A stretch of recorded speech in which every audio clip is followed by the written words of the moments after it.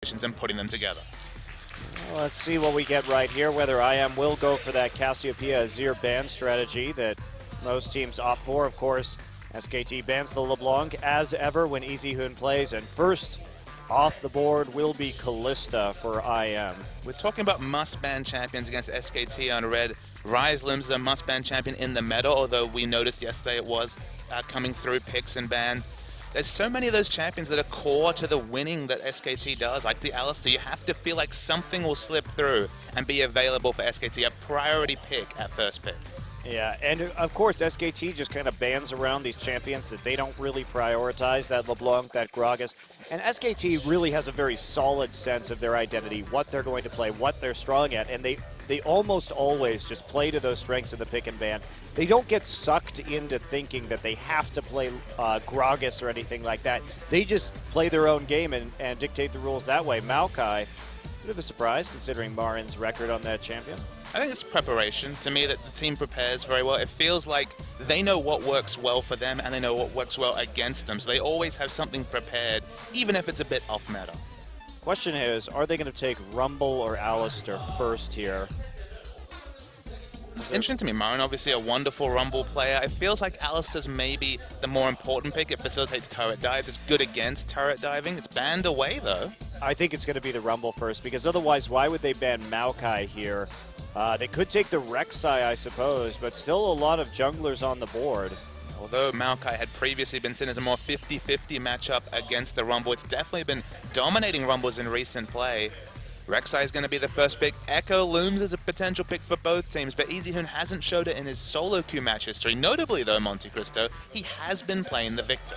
Yeah, and again, that's not too much of a surprise given Easyhoon's playstyle that Sure. he would like that champion. He does do well on poking and mages with limited mobility that he can play from the back line. But still, I mean, is it going to be up to the level of Faker's Victor? Probably not. I mean, Victor is definitely one of Faker's best champions at the moment. I am just considering a couple of picks. We're going to wait to see if the Echo's actually locked in. I'd be surprised to see it locked in with the Evelyn, because then you'd show that it isn't a flex pick. It has loomed as potentially top jungle and mid, depending on which scene you're watching. Sivir is available.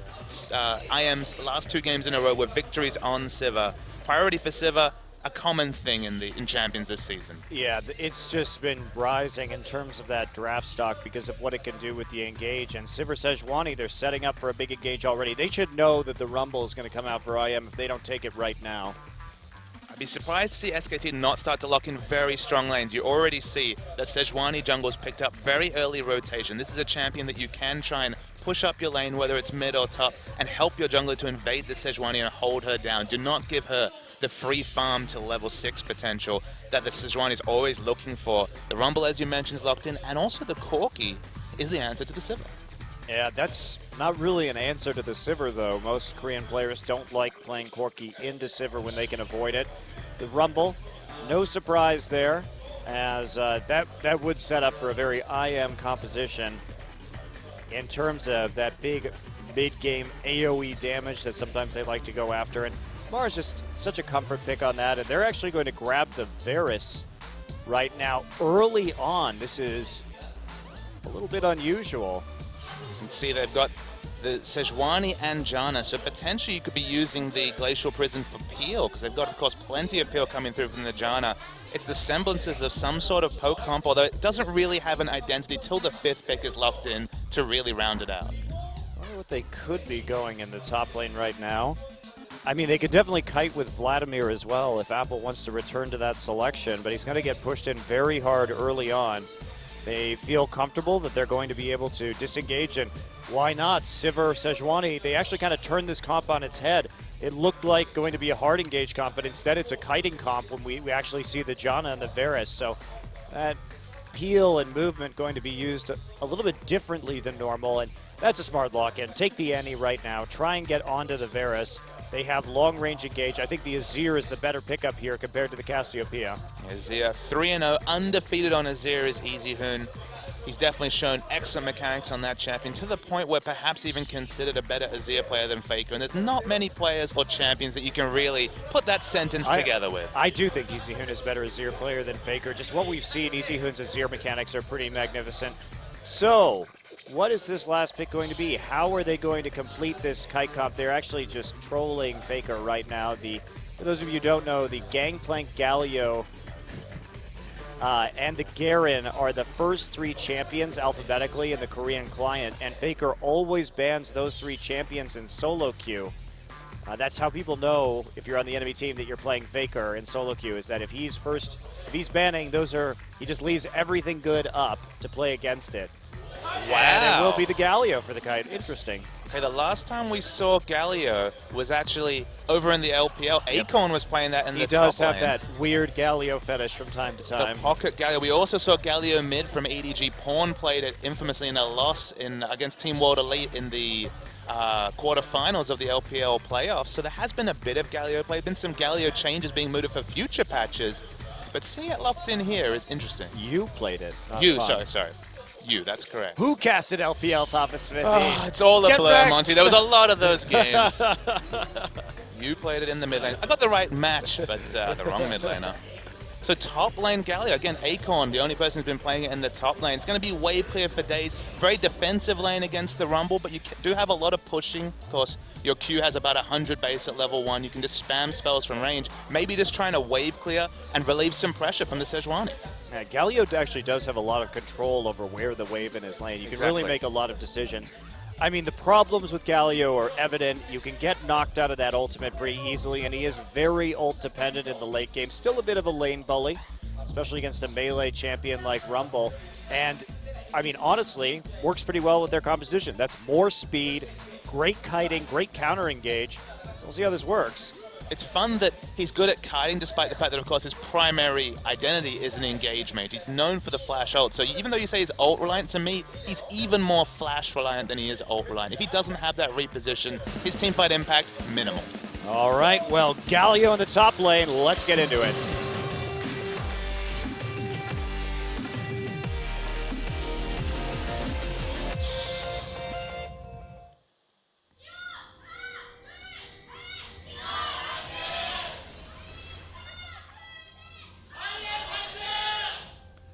IM fans as loud and loyal as ever. Korean fans in full voice, despite it being very early. It's just past midday here in Korea in the Yongsan Esports Stadium. Galio top. The one thing you can say, Galio kind of shared an identity with Rammus. Rammus was the armor-stacking anti-AD champion. Galio always had that identity of dealing with mages. Rumble, Azir, and of course Corki doing primarily magic damage. Hell, Wolf is going to be doing plenty of magic damage himself. The Bulwark, his W is going to be giving a lot of free stats, and in general, itemizing against this particular team is going to give him damage, which probably won't necessarily be relevant for burst, but it's certainly going to be relevant for wave clear this game. Yeah, very interesting pick, and normally I wouldn't really like this Galio, and like you said, he is flash reliant for engage, but he doesn't have to engage this game. They have a Sejuani if they need to, but for the most part, they're just going to be wanting to kite anyway. So SK Telecom's going to have to play this very cautiously lest they enter the range of that Idol of Durand, his ultimate, and get caught out. So really fascinating composition from IM. I really like it. I think it will work, especially with this very AP-heavy composition that SK Telecom is running. And maybe it's just evolving as a good lane matchup against Rumble. With since so much Rumble priority, been basically a first or second rotation pick the last 3 weeks or so, despite seeing no direct changes. In lane, you can expect it to be very even, but with Bang being on your screen in the top lane, the lane swap has been initiated by SKT. Now look where Wolf is already. They have a ward at the red buff right now. Wolf should have some suspicion about where the Sejuani is. It won't be a buff start. Wolf trying to keep some eyes on right here. He's going to see Apple go back and start double jungling, and oh, they don't know Wolf's there. Now they see him. Tucson already super low in the jungle. Suddenly, taking a red buff looms as a risk. Good reaction. Look how fast Ignar is getting to that red buff to help him out. And, this is one of those things that we've seen. This is an evolution on the lane swap, that Ignar would be on that side of the map so early because a lot of the junglers are being punished for starting at the camp early on without going for the buff first. In that case, Wolf was ready to punish the buff first start as well. So some interesting mind games, but Ignar shows up, and that's going to prevent any kind of real play on the lane. in a 1v2 situation himself right now as the support, given that Apple continued the jungle follow. But there's really no danger, right? No, is true. the thing, is that you know where the Rumble is now. You don't really care where the jungler is, but you have an idea that he probably also started weak side in this scenario. And the Annie was in the top lane, so it's very safe for Marin to go into lane, and there's no risk to taking some of this experience, which may have gone unused otherwise actually during the jungle follow. So I really like what we're seeing from Incredible Miracle. And they're trying something different. That's probably the most exciting thing, is they're not sticking with the tried and true. It is still double AD, which they've had some success on, but throwing in the Galio that works well in an engaged sense with its dive buddy Sejuani, and in the kite, like you mentioned. So they gave Galio the blue buff, actually, on that double jungle. So now Galio just going to be able to pretty much push out this lane at his leisure. Getting a lot of mana to start farming underneath the turret. Sejuani just, I'll assume this was an intentional blue buff. No surrender. I was watching it. It was hard to tell. Yeah. I guess he wouldn't have opted into an auto attack if he didn't want to try and take it. So, look, he has high mana cost, so this will allow him to disregard those for the early phase before he picks up the Chalice, which is going to do so many different things for him in this game. Well, and he's even levels with Bang right now, and Galio's just going to have that better poke. I mean, he is very strong in that regard for sure. His trading definitely going to be nice. Bang doing a good job of dodging some of those abilities. Bang himself watching Wolf in the bottom lane, camping a bush, keeping his options open. There's a lot of kill pressure on a Rumble lane in a 1v1 or what was looming as a 2v1. Ignite hasn't been spotted, and we might see a 2v2 trade. Here we go. Looks like the overheat. W for the double stun.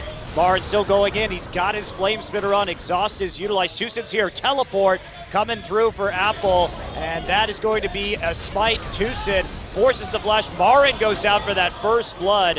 They're not going to be able to pursue on Wolf. Really nice teleport coming through from Apple. Good mechanics. IM is kind of different from some of those bottom teams like Spencer who struggle with the teleport plays. The communication was clear. Everyone committed at the same time, and they pick up first blood. Yeah, IM. Very intriguing start to this game. Not really too much loss there for Rumble because he's going to be able to catch that wave with his teleport. And in the meantime, Corki is denying a substantial amount of creeps in the top lane.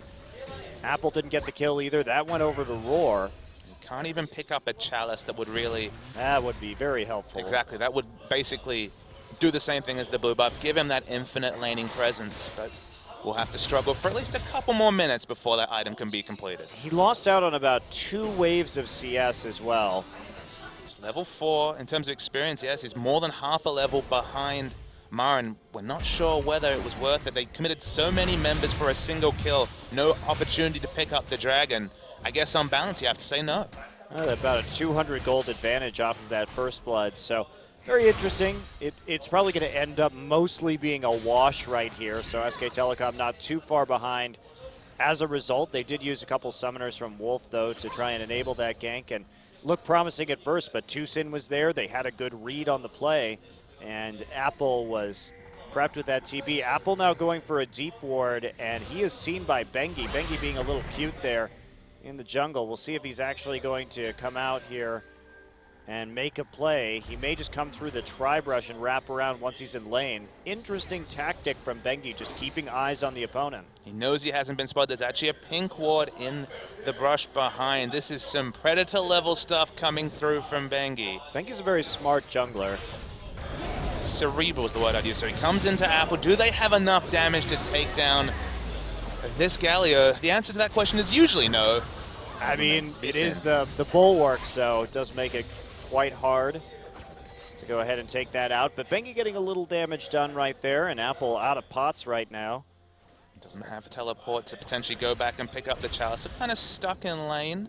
One thing I wanted to mention, Monty. So the first blood went on to Sivir. Picked up a very early BF sword. It would have been pickaxe and some pots against the Sheen. The BF sword in what is already a pretty good laning matchup for Sivir gives her a lot of lane control options. So if she's the big benefactor, the bot lane should be the source of happiness if you're IM. Well, they switched back, however. So notice what SKT did is that when Corki starts to get the natural advantage in the lane matchup is when he hits level 6 and can really start spamming those rockets against the Sivir. And at the same time, Marin died, but Marin had that experience advantage. They send him up there. Marin hits 6 first. They get a gank off, which is now going to force Apple back and put him in a pretty bad situation. May lose another wave into the tower. Marin just going to go ahead and push that right back in.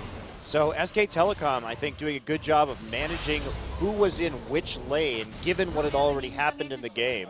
Some smart assignments to each lane going down already. Tusin's doing something that we've seen become pretty common. A lot of junglers have actually been skipping, rushing the Cinderhawk and picking up the Sightstone. When you're Sejuani and you're not really looking to be an impact in early skirmishes, outside of perhaps your Glacial Prison, picking up the Sightstone to just relieve pressure off your lanes. He's got some green wards to go along with the Sightstone as well. Has some health scaling, so it gives him some semblance of damage, but more looking to relieve pressure from Bengi than necessarily impact the skirmish. It's also a big factor because of the nerfs to Cinderhulk coming in, make that less of a worry. Just a ward going down from Bengi right there. They're checking out the blue buff. They want to chase Bengi away. They do not want it to be stolen away from Varus. He has the high mana cost. It doesn't have much wave clear. Oh, Bang gets it. And it's massive, because I was just about to say, suddenly much harder to spam out the Qs to try and control the wave against Azir. Going to have less options in the mid. Has to back now. Has about 200 mana. And that's also bad news for Roar, who got that BF sword, and now he has to deal with a blue buff Corki in the lane.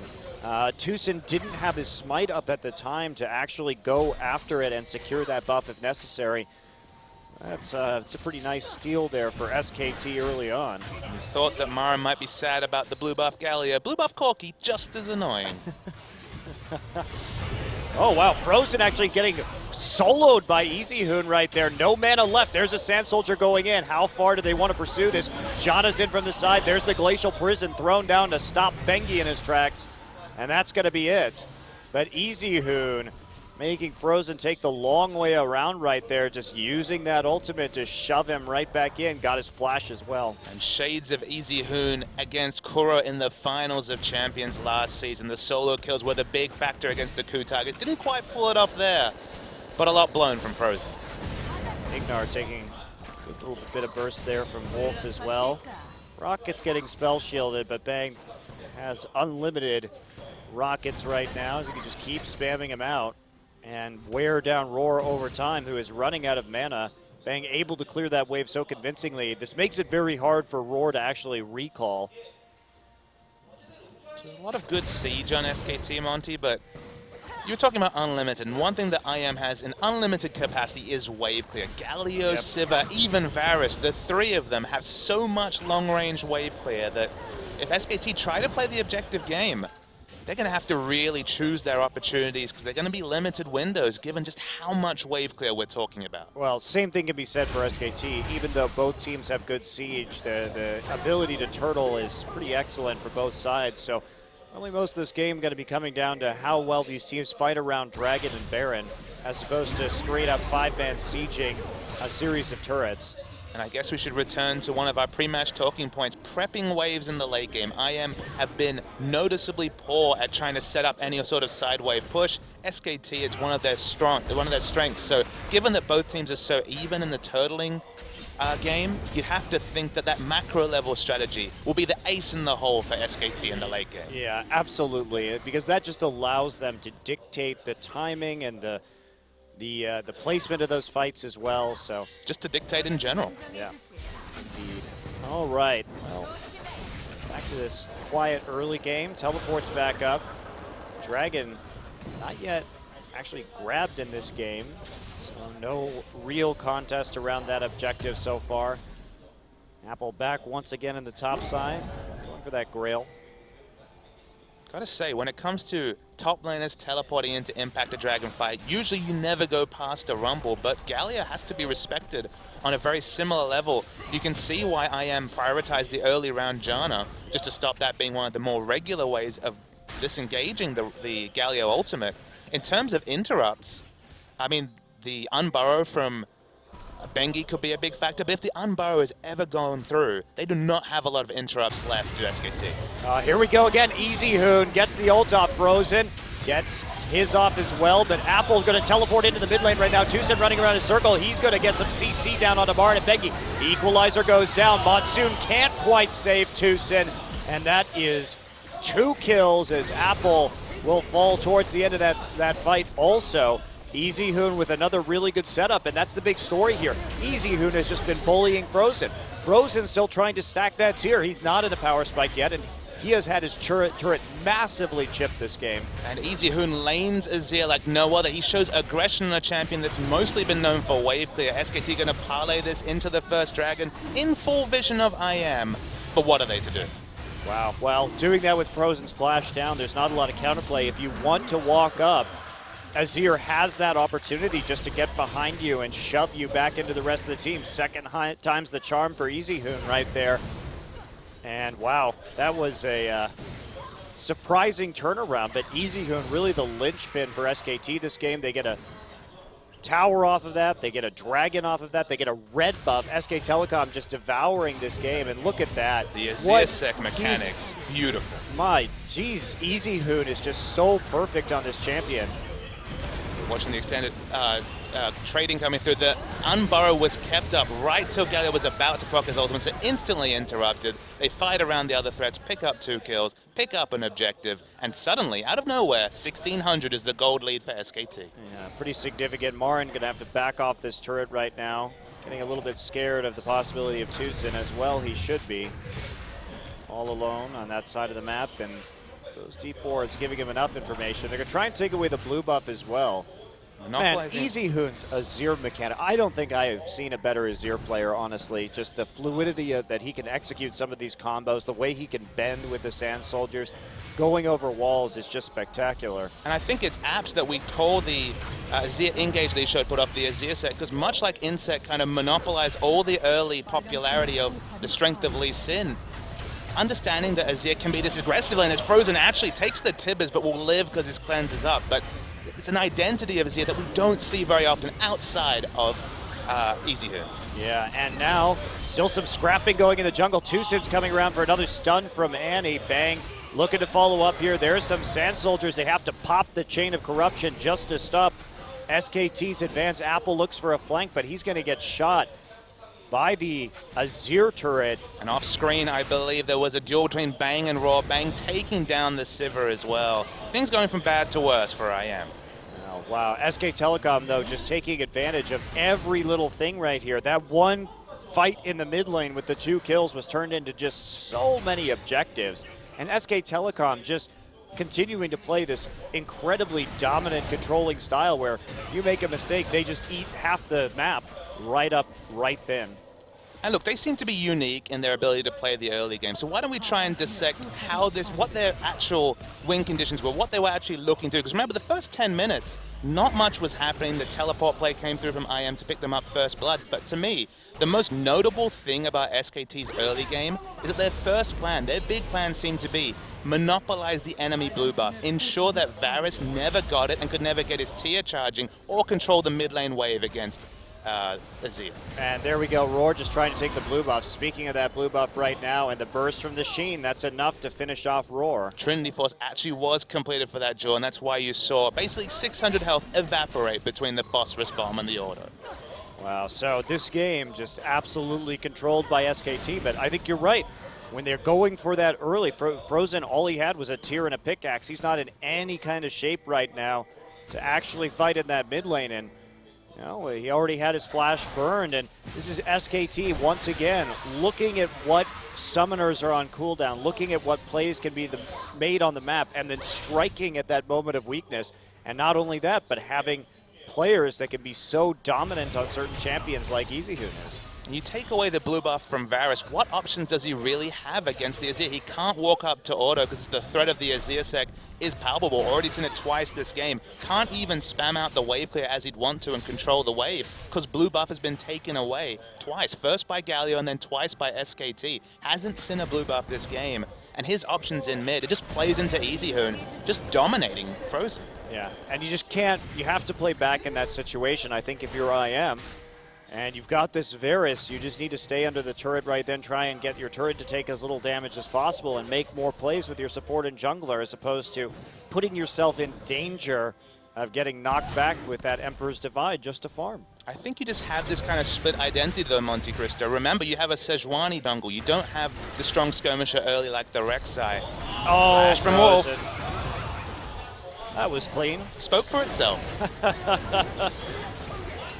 Apple finding himself all alone in that jungle with a Bengi and a Marin on him. And there's the equalizer going down. Level 11 already hit. Apple just burned to a crisp going through that bottleneck. Tried to flash over the fattest part of the wall and was not able to. Bit yucky there as they're going to keep pushing in mid. There's not really much they can do right now. EasyHoon just going to blow through that tower with both solo laners dead. Has a lot of options to use his Sand Soldiers right on the turret itself. And now SK Telecom coming out to a 7K gold lead. And what's amazing about this, only 5 kills. Their finger has been on the pulse from the early game, just contesting that blue buff then and winning that engage in mid. And ever since they won what was a fairly even engage, interrupting the Galio ultimate and just picking up those 2 kills, they've taken 2 turrets in the mid lane. They've monopolized the enemy blue buff. They have wards all over the blue side jungle. Raw's caught out, but Bengi doesn't really have any friends to do damage, so has to back away. Well, Bengi scared the R out of him, so that's good at the very least. Sivir does shout when she's scared, doesn't she? Also when she's happy. How do you know Sivir's happy? I don't know. She seems bloodthirsty. She's a warrior princess, isn't she? She's basically Xena. That's true. She is basically Xena, so we can trust that she takes joy in the killing of her enemies, I suppose. Burst is there, but not quite onto Wolf again. Just indicative. The CS, we didn't even talk about it in mid, but we might actually see an engage. Bengi is onto Toos, and they're free hitting Toos, and not really an engage. It's just 4 people wailing on the piggy lady. Oh, man. It's about 50 CS advantage for Azir in mid, and that's just been the consistent pressure and the denial of the blue. Yeah, we're not even counting that turret gold that EasyHoon was able to pick up. Roar just getting soloed by Marin. Flash used on the side. Holy cow. Marin with the bold plays while his team is doing that dragon. EasyHoon now moving forward, gets knocked up, gets hit by the Zephyr, but he's going to be okay. So, Monty, we see a lot of Azir and Rumble in Champions. Marin takes over games on Rumble just like EasyHoon does on the Azir. We've seen him build Deathcap. We know his aggression. He looks for the sort of kills, whereas most other Rumbles, they're just happy to be the equalizer bot in team fights. Yeah, he definitely does have that capacity to make these 1v1 plays. And it's not surprising. Marin as a player, he came up when he first came onto the scene as a pro player. Everyone just banned his Rumble. He was known as the Rumble God. Him and Chunju, Acorn, were known as the Rumble Gods in solo queue. And Marin, in previous years, I will say that while his Rumble was threatening, it wasn't up to the level where it's at now, where he really, really knows those limits as to how far he can go in terms of his 1v1 plays like we saw right there. And excitement in Korea for Marin's debut was similar to that, reminiscent of that of Faker's debut. People were saying, this is the carry top, this is the one who's going to make roam plays, and this was in a meta when roam plays were much less common from the top lane. It took him a long time to settle in. He wasn't the Marin we see today, 2 years ago or 18 months ago when he debuted. But I just love the fact that he'll play those meta champions, but he'll throw in damage. He'll have the mindset of a killer. And while that might sound like something that should get you to call the police, in League of Legends, that's unique for a top laner. The mindset of a killer is what we look for in a pro gamer. It's true. Well, the Void Staff as well, just because this matchup versus... Bengi actually getting caught out. Chain of Corruption. There's a nice equalizer, but it's not going to be enough to actually take someone out right there. Bengi invading a little bit too deep. Not sure how you get caught like that with Rek'Sai. Well, you see what happens is you have your AD carry pushing bot, Rumble was pushing top, and you solo invade the jungle. Something had to give. And you're playing Rek'Sai with Tremor Sense, so you can see there are 5 people in that topside jungle, and you still walk into the red buff. You lock your screen on the red buff that you're going to steal away. No need to care about these other people. That's right. Why use a passive? You don't even need it right now. Absolutely. You're 10K ahead. Apple going to try and solo right now. There's the idol going down. Marin, they know he doesn't have equalizer. Sin coming in. They want to get this kill. There's the Glacial Prison. Marin trying to get out of there. Flame spitting uselessly, and will he actually get out? No mana really on this Galio. He overheats, the shield is there, and the turnaround, Apple gets stuck and actually reversed by Bengi. Wolf with the big flash timbers, and now Monsoon not going to be enough to take out EasyHoon. EasyHoon knocked up, so they will escape maybe. Frozen trying to zone. You can see Corky and Civ dueling on the map, also on the mini-map, but LZM just going to be chased out. They want to keep Bang in this position where he's way ahead of Raw and pushing in. SKT. Marin actually lived on just a sliver of health. As the scrap shield came up, he was on maybe 100 health after the last Q came through from the Galio, but in the end it doesn't matter as Bang. Raw just can't do much there. There's really nothing now. Should be a very uncontested Baron here for SK Telecom. Tucson, maybe he'll look to come in, but Bengi going to run some interference. Who needs that? Smite in the pit anyway. Chases him off, gets the smite down. That's it. Clean Baron for SK Telecom. And, man, I mean, this game escalated pretty quickly. It's just amazing to me. We look at SKT these past couple weeks compared to the Yi CJ game too. I mean, that game in particular escalated so fast. And that was off of just CJ getting delayed at a blue buff. And SK Telecom managed to snowball that into ganking mid multiple times, diving them under the tower. SKT's sense of how to control the map and punish opponents right now is breathtaking. It's that understanding of what do we do well, what does this enemy team need to do to buy time or to get into their power spikes, and how do we counter that? It was contesting the blue that opened up every single advantage that SKT had been put out, to the extent where I don't know if Frozen still picked up a blue this game. Yeah, and like I said, we saw the same thing last week against CJ, a team that was undefeated before their encounter with T1.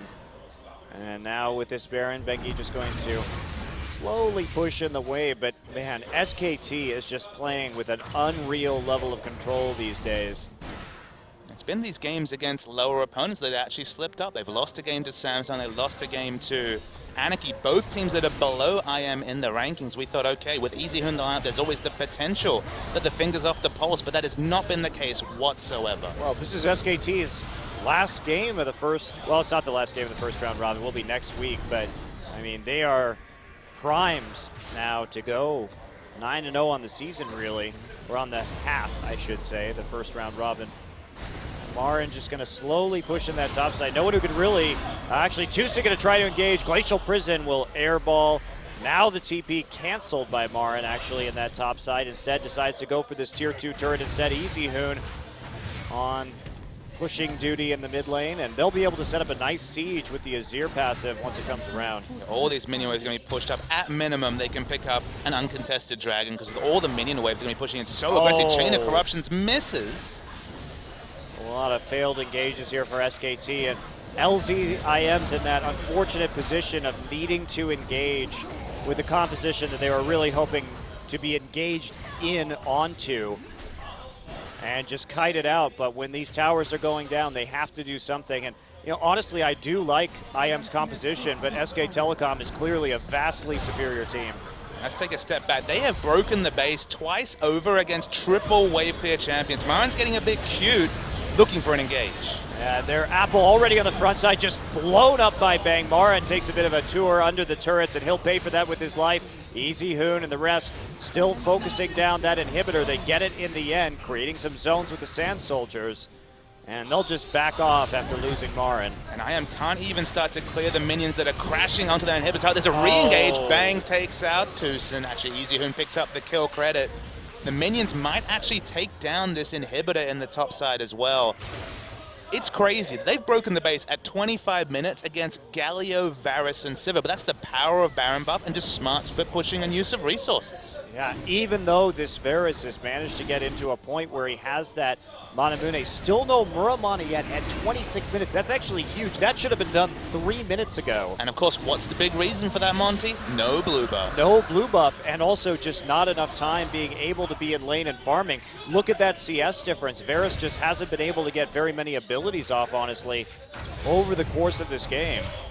And just remember that it's all about the Q. That's how you charge up the Manamune if you're Varus. It was all facilitated by changing the cooldown from after the arrow came out rather than at the start of the charge. So because it's the start of the charge, you do see the potential for mid Varus, but without the blue, it's about 130. I think it has over 100 mana cost. His mana pool is actually very shallow. He needs to build up that tier, not just for the Muramana, but just for the flat mana. And without blue buff, it's just not a viable way to get through the laning phase. Yeah, I just can't believe how late that Muramana is in this particular game. Wish our observer would hover over. I'm guessing it's probably at the 650 range, but yeah, it should be very close right now. Even with the blue buff delays, this is pretty extreme to have it nearly 5 minutes late now. but he has 226 CS. It's not like he's been denied from minions. He just literally can't charge it up fast enough. I don't know, Papa. It's 28 minutes, 226 compared to Easy Hoods right now is not looking particularly good. They're still trying to defend this inhibitor in the top side. And that'll be some poke going down. Marin just trying to keep those minion waves nice up and tight next to the Nexus turrets. And although this is a very nice kite comp when you're playing the objective game, in this situation it's only engage. And what we see, in fact, the engage is from Easy Hoon. And there's the equalizer, just heard it in right there. Bang with the rockets around the side. Easy Hoon gets the kill onto Galio, but what a setup right there. Basically just corralling everybody in with the equalizer for the quick kill. The super minions come through. SKT, Bang and Wolf are pretty low. They actually use their heal just for a bit of extra health. They want to end the game now. They do. They keep pushing forward. Roar easily poked off the Nexus. Marin and Easy Hoon just providing that zone presence around the side, trying to keep people in the fountain. This is definitely a you shall not pass situation. I am prison in their own fountain. Purgatory, it feels like, in this particular game. Well, there's the last inhibitor. SKT really on a roll right now, still under 30 minutes into this one. Muramana's done. Hooray! Hooray! He's got his item built. He has all the armor penetration completed. It's a moot point. They need to team fight, but they're 15,000 gold behind. This comp really just has to go in. It's got Galio Flash Ultimate, Sejuani with the Glacial Prison. If you were playing the objective play in an even game, kiting backwards is a very realistic option, but yeah, none of those factors mean anything. Exactly, that's the thing, is that it's not like they've been comprehensively outpicked. They've just been outplayed. Yeah. Oh my. Goodbye, Ignar. Oh, actually gets hit by the Chain of Corruption right there. There's an equalizer, but Frozen going to get dunked by the Wolf. Bang combination on top of that equalizer. Thought they might be able to make a play right there to follow up, but they were wrong, and now 2 waves of super minions going to crash in. Yeah, that's going to be it. SK Telecom just looking absolutely stellar this game. What a performance. What a closure to this game, even though IM had some shots. Bang just going to pop the QSS right there. No really harm coming from the Glacial Prison, and that's it. Focused out onto the Nexus. Apple ults, but no one gets into the fountain. And that's GG. SK Telecom goes up 1-0. A very one-sided 30-minute game, but for 10 minutes it was fairly even until it felt like SKT turned on the style. They decided, okay, fighting at blue buff is our win condition, parlayed that into a nice skirmish in mid, and never looked back. Yeah, very impressive. Just the control too, and so much of that was based around Easy Hoon's Azir performance and the fact that he managed to win lane so hard, as well as get so much of that turret HP down early. And they made the right plays around that Varus. And, you know, Papa, this is one of the reasons why I'm not the biggest fan of the mid lane Varus, because if you start to get behind, there's nothing you can do Varus anymore. with Sejuani, especially no jungle presence, they were made to pay.